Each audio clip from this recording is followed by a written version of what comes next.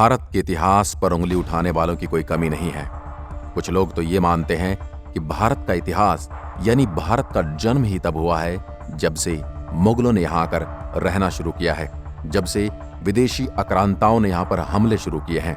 इससे पहले का भारत तो भारत था ही नहीं। लेकिन भारत का इतिहास इतना समृद्ध है, इसकी जड़ें इतनी गहरी हैं कि आए बगाए भारत के इतिहास के सबूत हमारे सामने आकर खड़े हो जाते हैं और अपनी सत्यता को प्रमाणित करते हैं। आज हम आपको भारत के इतिहास की कुछ ऐसी ही चीजें बताने वाले हैं। समुद्र के नीचे भारत के इतिहास की अनेकों रहस्य दबे हुए हैं जिनके बारे में किसी को नहीं पता। कुछ वर्ष पहले ऐसी एक जगह की खोज हुई थी जिसके बारे में जानकर हर कोई हैरान था। हम बात कर रहे हैं गुजरात के ऐतिहासिक द्वारिका नगरी की, जो आज भी गहरे समुद्र में विद्यमान है। दोस्तों, क्या आपको पता है कि भगवान श्री कृष्ण को मथुरा से भी ज्यादा प्यारा कौन सा नगर था? जहां मथुरा नगरी अपनी प्राकृतिक सुंदरता और गोपियों से भरा हुआ नगर था, लेकिन फिर भी भगवान श्री कृष्ण को उस नगरी को क्यों छोड़ना पड़ा?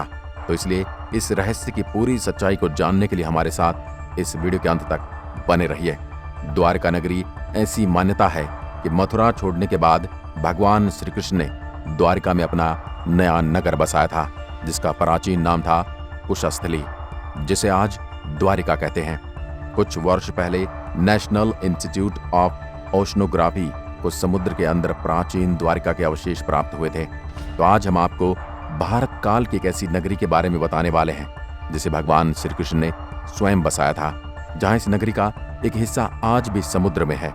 लेकिन इस नगर की बसावट के बारे में ऐसा क्या बताया जाता है कि जब मथुरा से निकलकर भगवान कृष्ण द्वारका में पहुंचे तो क्षेत्र पहले से ही खंडहर था। तब श्री कृष्ण ने द्वारका को एक नए नगर की रूप में बसाया, और फिर यह कहना चाहिए कि श्री कृष्ण ने अपने पूर्वजों की भूमि को फिर से रहने लायक बनाया। हैरान करने वाली बात तो ये कि आखिर ऐसा क्या हुआ कि द्वारिका नष्ट हो गई? क्या प्राकृतिक आपदा से नष्ट हो गई द्वारिका? क्या किसी आसमानी ताकत ने नष्ट कर दिया द्वारिका को? तो क्या किसी समुद्री शक्ति ने उजाड़ दिया द्वारिका को? आखिर क्या हुआ कि नष्ट हो गई द्वारिका और फिर बाद में वो समुद्र में समा गई? इन सवालों के जवाब देते हुए वैज्ञानिकों ने बताया कि द्वारिका के समुद्री अवशेषों को सबसे पहले भारतीय वायुसेना के पायलटों ने समुद्र के ऊपर से उड़ान भरते हुए नोटिस किया था। एक समय था जब लोग कहते थे कि द्वारिका नगरी एक काल्पनिक नगर है, लेकिन इस कल्पना को सच साबित कर दिखाया आर्कियोलॉजिस्ट प्रोफेसर S.R. राव ने। प्रोफेसर राव और उनकी टीम ने 1980 में समुद्र में 560 मीटर लंबी द्वारिका की दीवार की खोज की। साथ में उन्हें वहां पर उस समय के वो बर्तन भी मिले जो 2800 ईसा पूर्व से 3000 ईसा पूर्व पुराने थे। इसके अलावा सिंधु घाटी सभ्यता के भी कई अवशेष उन्होंने खोजे।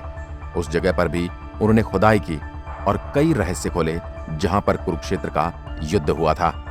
जिसके बाद कुछ और सबूत मिले जिन्हें गुजरात में कच्छ की खाड़ी के पास स्थित द्वारिका नगर के समुद्री तटीय क्षेत्र में नौसेना के गोताखोरों की मदद से विशेषज्ञों ने चूना पत्थर के खंडहरों को भी ढूंढ निकाला।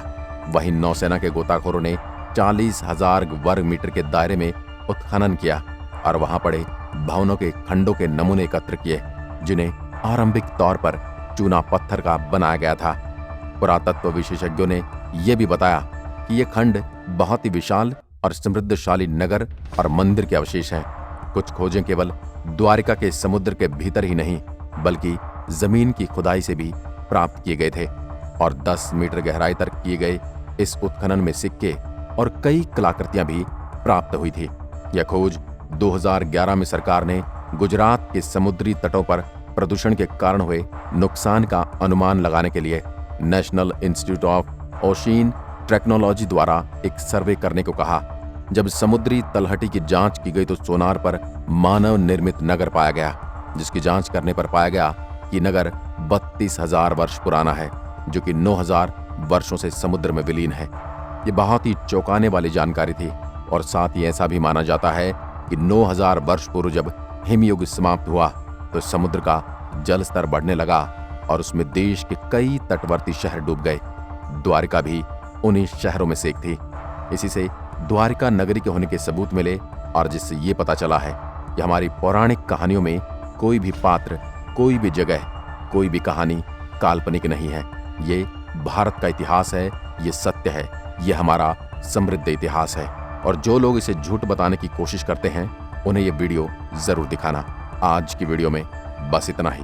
धन्यवाद। जय हिंद, जय भारत।